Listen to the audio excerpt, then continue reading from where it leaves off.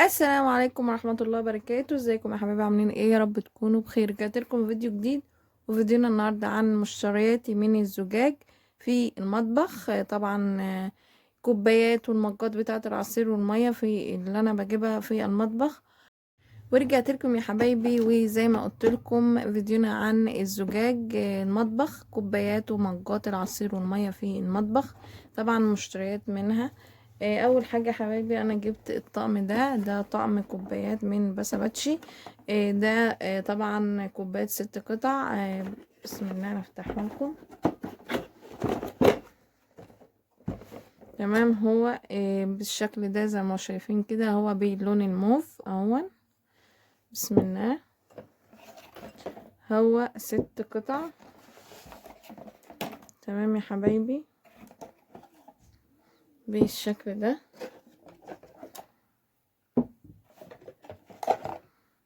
ده كده 6 كوبايات بالشكل ده. هو النوع ده بصراحة هو تركي. ما شاء الله عليه، جميل يعني، وكله بيشكر فيه وفي خامته.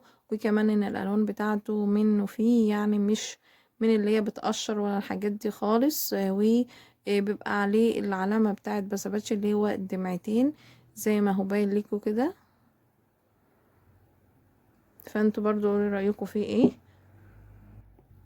برضو يا حبايبي حبيت ان انا اكمل الطقم اللي هو 6 قطع، فجبت منه 6 بس ان هما الصغيرين. بالشكل ده اللي هو برضو بسباتشي. من اللي هو الصغيرين افتحه لكم برضو. بسم الله. بالشكل ده كده، هو حجمه صغير يعني اهو، زي ما انتم شايفين كده. حبيت ان انا تبقى زي طقم كده، طقم شكله واحد. تمام. بسم الله اهو. فحبيت ان انا اعملهم زي ماكس مع بعض كده، ان هما يبقى كبير وصغير مع بعضه. فانتوا برضو قولوا رايكم ايه. ده كان اول طقمين من العصير في جهازي. جبت برضو يا حبايبي، جبت الطقم ده برضو هو من بسباتشي، برضو هو 6 قطع. تمام. بسم الله. وبالشكل ده اهو. بسم الله الرحمن الرحيم. افتحه برضو. بصوا هو بالشكل ده كده اهو. هو باللون الروز. تمام. ده شكله.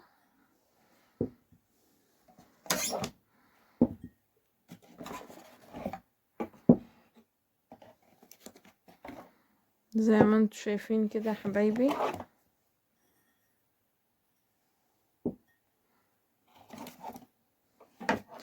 ده اهو 6، انا جايبة منه 6 بس. تمام. فانتوا قولوا لي برضو رأيكم فيهم ايه. ده كان تالت طقم معايا. طبعا يا حبايبي بتحط فيه عصير، طبعا للكبار والاطفال والصغيرين، وممكن تحط فيهم مية برضو، مفيش مشكلة خالص. ممكن تقدمهم للضيوف وليكي انت ولاهلك ولعيلتك بدل الكاسات، مفيش اي مشكلة خالص. تمام. جبت ايه كمان يا حبايبي؟ جبت ال6 دول. ده 6 شوبات برضو من بسباتشي. جايبة 6 شوب. بسم الله الرحمن الرحيم. برضو جايباهم باللون الموف، بحيث ان هو برضو يبقى طقم زي ما انتوا شايفين كده اهو.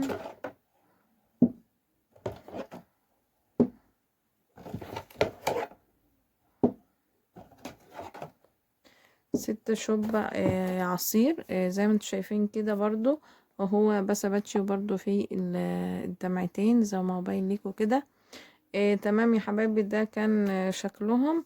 فانتوا برضو رايكم فيهم ايه. جايباهم باللون الموف، بحيث ان هو تبقى ال3 درجات، يعني ال3 احجام قصدي يعني. من الشوب الكبير والوسط والصغير. فانتوا برضو قولولي ايه رايكم في ده، ولا انوع اجيب يعني الوان تانية وانوع وكده، ولا ايه كده تمام. جبت برضو يا حبايبي ال6 شوبات دول. زي ما انتوا شايفين كده. هما زي اللي لسه موريها لكم، بس على اصغر، ويعني مفيهوش غير نقشة كده. هو نوعها طبعا عادي. هو مش عارفة اسمه ايه. بس ده كانت ماما جايبهم لي كده من زمان يعني. فانا هما هتلاقيهم يعني ايه كرتونة، بصوا متبهدلة خالص من الركنة. فبالذات الازاز ده انا انصحكم ان انتم يعني ايه الحاجات اللي ازاز وكده ما تركنوهاش كتير، او لو جبتوها وشلتوها حافظوا عليها في كذا كرتونة. اهون هما 6 كده بالشكل ده اهون. اتمنى يكون باين ليكم برضو وتقولوا رايكم ايه، لان رايكم طبعا بيفرق معايا كتير. جبت ايه يا حبايبي؟ جبت برضو المجات دي يعني مجات عامله زي اللي هو في محلات عصير القصب وكده. بصراحه انا اول ما شفتهم عجبوني جدا، فجبت منهم. بسم الله الرحمن الرحيم. بصوا هو المج بالشكل ده، هو من سيتي جلاسز اهو. سيتي جلاسز بالشكل ده. بصراحة هو اول ما شفته كده عجبني كده يعني، فقلت ان انا لازم اجيب منهم. فانا جبت منه ادي كده 2 اهو، وجبت منه كمان 4 يعني 6. كملتهم 6 يعني وكده اهو. 6 من المج ده. هو كبير كده زي ما انتم شايفين يعني، يجي 500 ملي اهو. فانتوا بقى قولوا لي رايكم ايه.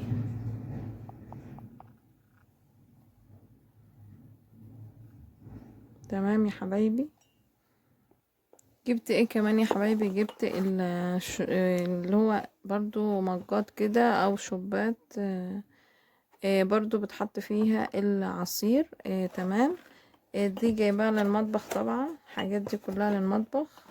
انا جايبه منهم 6 زي ما انتم شايفين، وادي دول 3 ودول ال3 التانيين اهو. بس طبعا الكرتونه اتقطعت يعني وكده اهما. بصوا بسم الله. بصوا زي ما انتم شايفين كده يعني ما شاء الله شكلهم جميل ولهم قاعده كده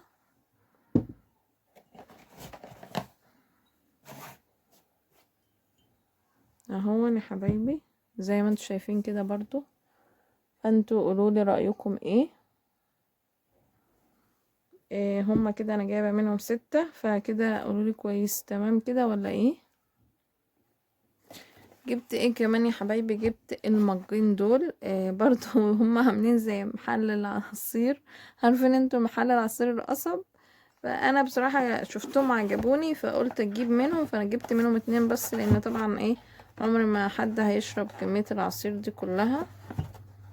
بسم الله.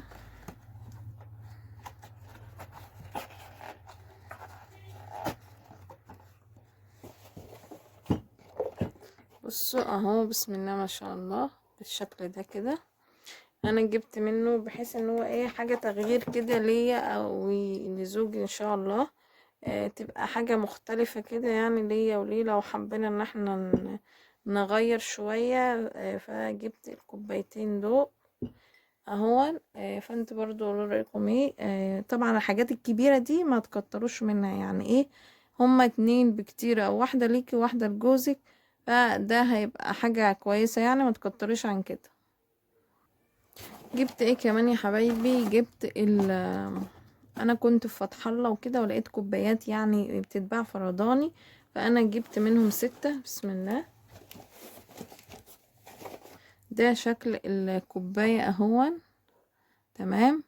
يعني عجبوني وكده، قلت ان انا ممكن احط فيهم عصير، وبرضو ممكن استخدمهم في حاجات تانية زي الكنافة بالجيلي، الحاجات اللي هي ايه بتتحط في المج كده برضو بتبقى شكلها حلو اهو. بسم الله بالشكل ده.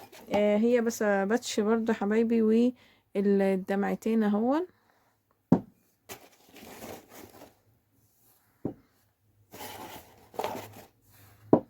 جبت منهم ايه؟ جبت منهم 6.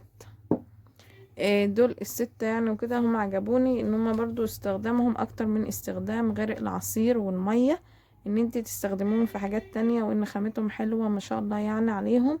فان مش استخدامهم حاجة او 2، لا اكتر من استخدام. فعجبوني وجبتهم، فانتوا قولولي برضو ايه رأيكم. جبت ايه كمان يا حبايبي؟ جبت الكوبايات دي. الكوبايات دي هي من لومونارك. تمام يا حبايبي. بصوا هي بالشكل ده طبعا، هي متبرشمة. فانا اعذروني مش هعرف افتحها لكم يعني وكده، بس هي زي ما انتم شايفين كده. هو اسمها كوبايات ماسورة، اللي هو ايه، الكوباية طويلة كده شكل ايه الماسورة يعني كده. فانا جبت منهم 12 اهو، زي ما انتم شايفين كده، جايبة منهم 12 كوباية. طبعا للعصير المية، بس انا ان شاء الله يبقى اكتر استخدام اليوم للمية، لان بحب السادة في المية اكتر. يعني انا عندي الموضوع ده حتى في بيتنا حاليا يعني وكده. جبت ايه كمان يا حبايبي؟ جبت الكوبايات دي، عايزه اقول لكم ان انا كنت عايناها من زمان، يعني انا جبتها وعينتها من زمان، وفي حاجات كتيره اوي كانت عجباني وما جبتهاش، فندمت ان انا ما جبتهاش وشلتها من زمان يعني. بسم الله اهو. بصوا ده شكل الكوبايه، بصوا زي ما انتم شايفين كده اهو. تمام، جايبه منهم 6.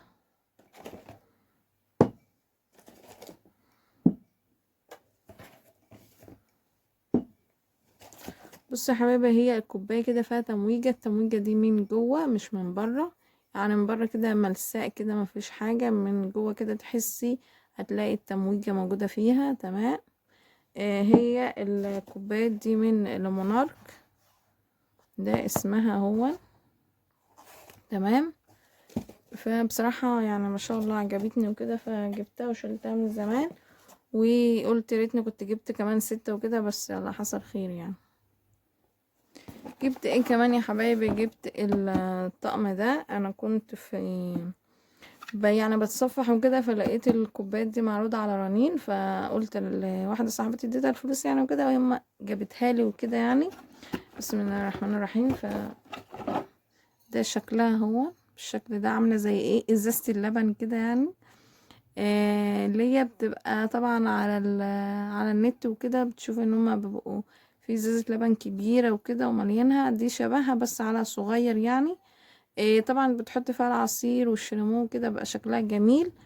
او اللبن برضو بتبقى حاجة يعني شكلها جميل وكده، بس هي ممكن تكون مش احسن حاجة يعني. الخامة بتاعتها حلوة وكل حاجة، ما فيش مشكلة، بس هي مش احسن حاجة يعني. فانا ما جبتش منهم كتير، فانا جبت منهم بس 6 يعني ايه، حاجة كده يعني ايه، تغيير يعني يعني حاجة كده تغير بيها شكل الكوبايات اللي احنا بنجيبها، اللي هي الطبيعية يعني وكده. يعني حاجة ان انا اغير بيها نظام السفرة ونظام طريقة تقديم الاكل وكده يا حبايبي، فقلت اغير برضو، فجبت 6 بس يعني. فانتوا قولوا برضو رأيكم ايه. جبت ايه كمان يا حبايبي؟ جبت المجات دي. بسم الله، هي سيتي جلاسز الشكل ده. بصوا اهي، هي كبيرة برضو بس مش كبيرة قوي يعني، هي ايه، لا كبيرة ولا صغيرة، هي وسط.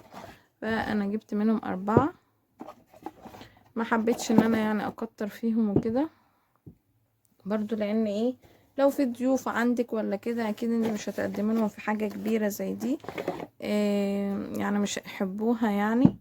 ف ما جبتش بس غير 4 كده يعني. لو مثلا كابتشينو ممكن اعمل فيها ايس كريم برضو، احطه في التلاجة برضو، تبقى حاجة مختلفة كده يعني.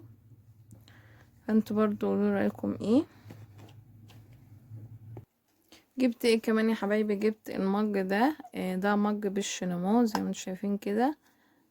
هو طبعا بتفتح، بتحط فيه العصير وبتقفلي كده.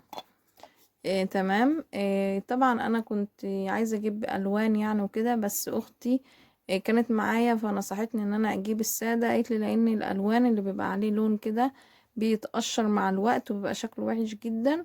لما بيجي عليه ميه وكده مبتعرفيش تغسليه. ولو جت عليه الليفه بتاعه الغسيل المواعين وكده بتلاقيه عمل خالص، فما بقاش شكله حلو. لكن ده السادة ده بقى شكله حلو كده، وقالت لي انها عن تجربة انها جربت ده وجربت ده، فما حبيتش غير ده يعني. لان إيه طبعا لو في لون عليه وكده هيروح، فالاحسن انت تجيبي السادة. تمام. واصلا يعني ايه الملون ما سعره مش غالي ولا حاجة، نفس السعر بتاع السادة. فقالت لي جيبي ده احسن، فانا جبت منهم 2. واحد روز واحد لبني، طبعا واحد ليا واحد لجوزي ان شاء الله في المستقبل. فجبت الاتنين دول، فانتوا برضو قولوا رأيكم فيهم ايه. تمام يا حبايبي. طبعا تمام يا حبايبي، ده كان فيديونا عن الكوبايات والمجات في جهاز العروسة. طبعا مجات للمية وللعصير، كوبايات للمية والعصير وكده. ده اللي انا جبتهم حاليا في الجهاز، فانتوا برضو تنصحوني ان انا يعني ايه ازود العدد وكده، اجيب كمان. ولو جبت اجيب من انهي نوع، من السادة ولا من الملون، اكتر في انهي يعني منهم وكده. طبعا غير ان انا كنت موريت لكم فيديو قبل كده عن الكوبايات العصير بالشفاشق بتاعتها. فانا قلت ان كده يعني العدد مناسب وحلو، فبرضو انتوا عندكم خلفية اكتر مني يعني. طبعا بالنسبة لي العدد ده كويس جدا، سواء للعصير سواء للمية، لان مثلا انتي هيبقى في كوبايات للعصير طبعا اللي هي السادة، واللي هي الالوان طبعا للعصير. طبعا لو في ضيوف وكده كتير، طبعا في كاسات تانية للمطبخ وكده. طبعا ده كل ده في العدد. فانتوا برضو قولوا لي رأيكم ايه. انا بالنسبة لي العدد ده كويس، وبصراحة ما بنصحش اي عروسة ان هي تكتر قوي في الازاز، لان بعد كده بيطلع حاجات كويسة وحاجات احلى وكده. تمام يا حبيبي، ده كان الفيديو بتاعنا. اتمنى اللي ما اشتركش في القناة يشترك في القناة ويفعل زر الجرس، واشوفكم على خير فيديو جديد. باي باي.